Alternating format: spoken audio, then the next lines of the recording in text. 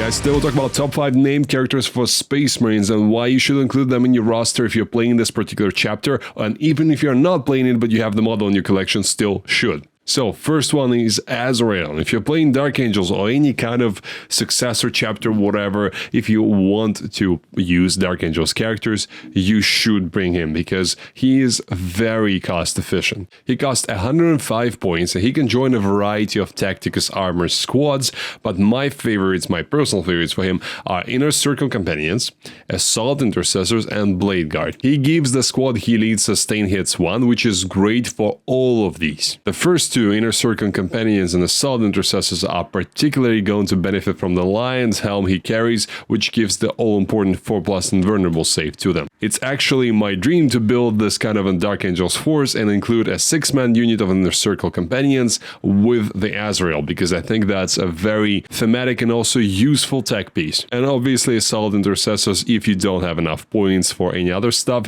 they are also quite good, because sustain hits 1 means more hits on target, more wound rolls to reroll with their ability, and so on. With the help of stratagems like 1 CP Martial Mastery from the Inner Circle Detachment, you'll be able to make those Inner Circle Companions and Blade Guard, especially because Inner Circle Companions are lacking AP massively. AP 1 is just not good. I hope they're gonna change it at some point in the future, but both of them will be quite at a good level of output in melee. And same with any kind of +1 to wound stratagem, especially for Assault Intercessors, as they don't need the reroll. He also gives a CP to you, which is great and will mean that you don't have to rely on the tactical cards to be bad to get an extra command point. He also does fight quite well, as a chapter master should, with 6 attacks at strength 6, AP 4, damage 2, and devastating wounds. So essentially an upgraded profile of a regular Primaris captain. Well, really well upgraded. So all in all, Azrael is a must-have if you're playing Dark Angels.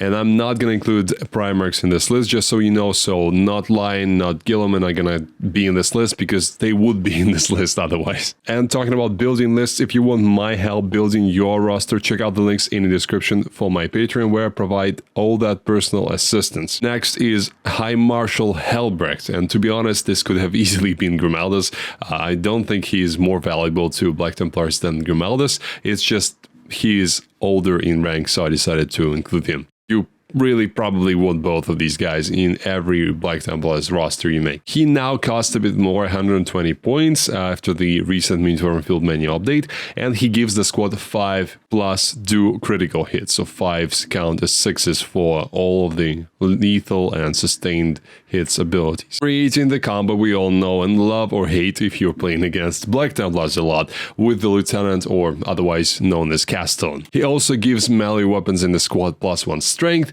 which can be important to get up a bracket in the wound brackets. He also deals D3, 3 or D3+3 mortal wounds depending on how well you roll to enemies within engagement range at the start of the fight phase, so that is also quite good. He is best as a leader for Sword Brethren or Primaris Crusade squads. We've discussed that quite a lot on the channel, obviously because these guys are our main melee output units. He is also a blender himself, with 6 attacks at strength 8, damage 3 at AP 3, or 12 attacks at strength 6, AP 3 and damage 1. And combine that with his mortal wounds, he will be doing a lot of damage, especially as a part of a bigger squad. And if he joins Sword Brethren, he will also get their +1 attack or +1 damage thing, so you can get him up to damage 4 with the main strike, or the sweep can get up to damage 2, which is devastating for any kind of Marine profile you may encounter. So if you're running Black Templars and not running Hellberg, I'm not sure what you're doing with your life.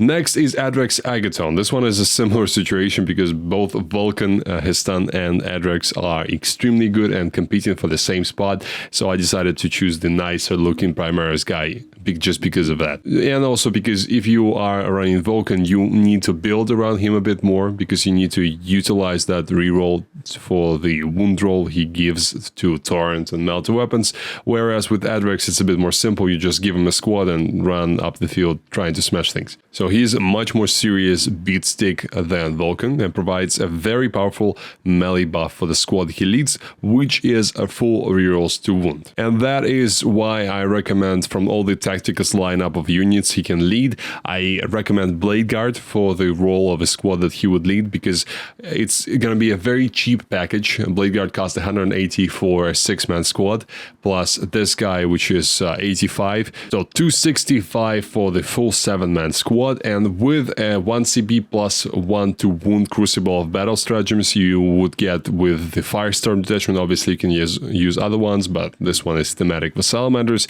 They will punch quite well, pretty much against any target whatsoever. He also halves the OC characteristic of enemies in engagement range, which can be very important if you're contesting somewhere in the center of the board and just don't have enough OC to bully them off, but this ability will help. And about beating stuff, he has 5 attack to strength 10 AP 2 damage 3. For some weird reason he doesn't have dev wounds on his hammer, but that's still a damage 3 strength 10 hammer. So good old times of Thunderhammers being damage 3, still a great profile even without devastating wounds, and I really like again that he's very cheap at 85 points. So if you're running Salamanders, there is a good incentive to run him. The only problem I can see with him is not actually with him, it's just the fact that the Blade Guard, unfortunately, are a 6-man unit. They cannot be a 5-man unit without paying for an extra guy, which is so weird.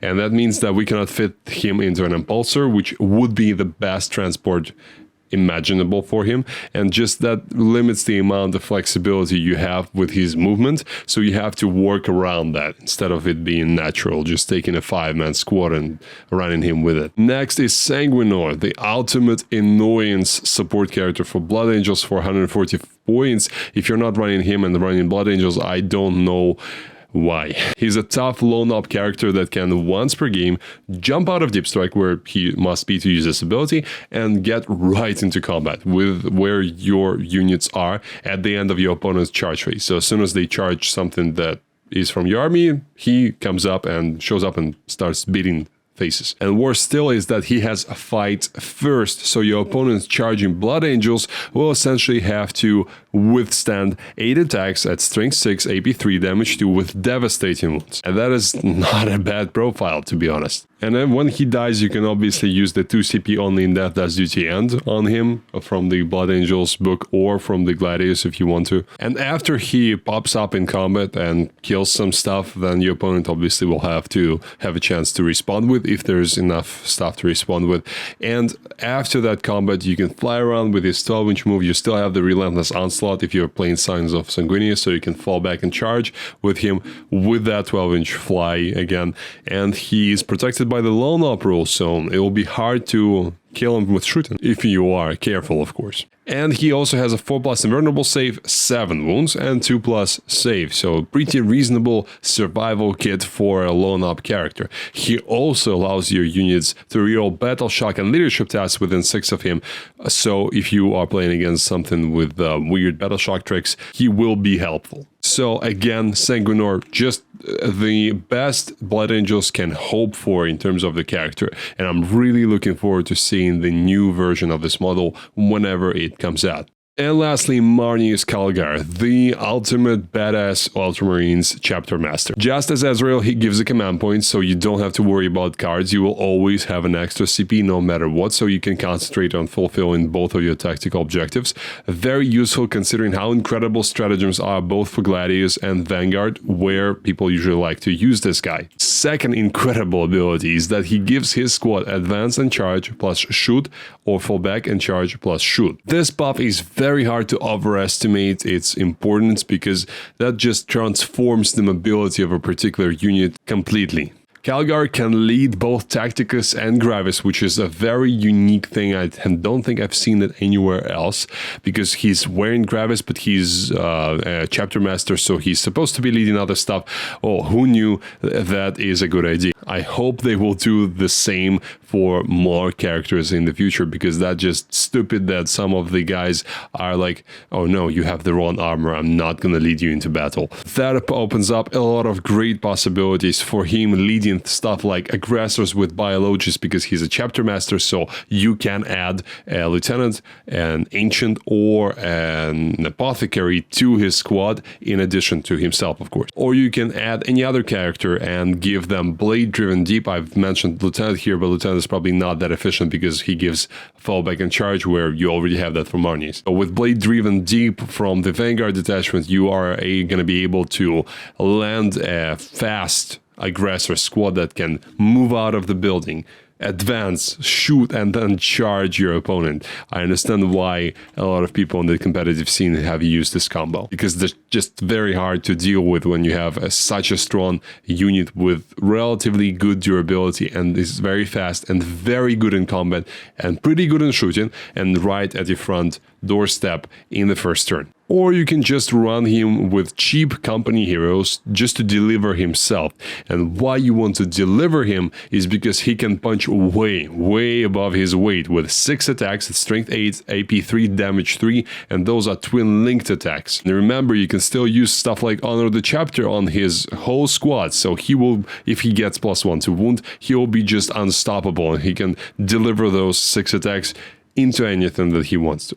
And as if that wasn't enough, his 185 points that he costs also include 2 Victrix bodyguard guys, who are essentially blade guard on steroids, because they have 1 extra attack each, and also 2+ save, the save that blade guard used to have once upon a time but no longer have it. Lastly, as long as at least 1 Victrix is alive, Marnius has 4+ Feel No Pain, so if you are clever and think that you can target him with precision, it will be very hard to deal with him, because he has 6 wounds and he is toughness 6.